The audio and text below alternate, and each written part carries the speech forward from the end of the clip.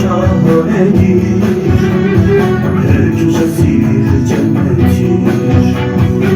Yazı kışı sonbaharı, bir başkadır memlekettir.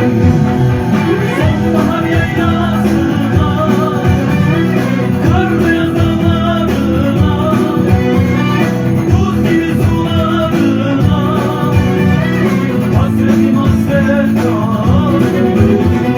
Sonbahar yaylasına, kar beyaz dağlarına, buz gibi sularına, hasretim hasret kaldı.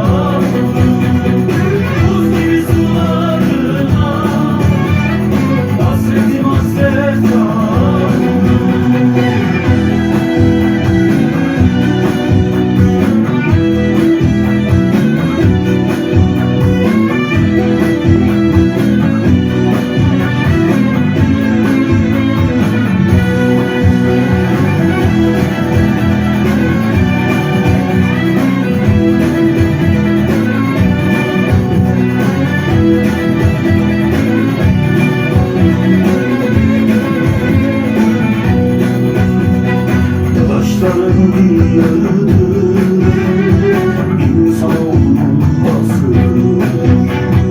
Yalan döken sellasıdır, alimlerin deryasıdır. Sonbahar yaylasına, kar beyaz dağlarına, buz gibi sularına, hasretim hasret kaldı. Sonbahar yaylasına, kar beyaz dağlarına, buz gibi sularına, hasretim hasret kaldı. Buz gibi sularına, hasretim hasret kaldı.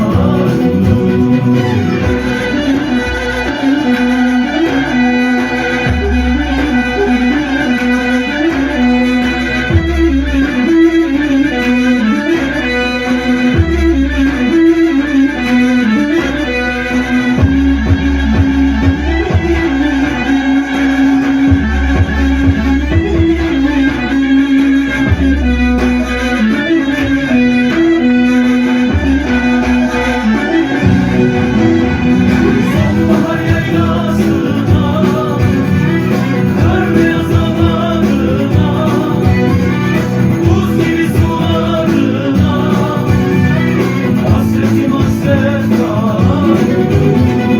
Sonbahar yaylasına, kar beyaz dağlarına, buz gibi sularına, hasretim hasret kaldı. Buz gibi sularına, hasretim hasret kaldı.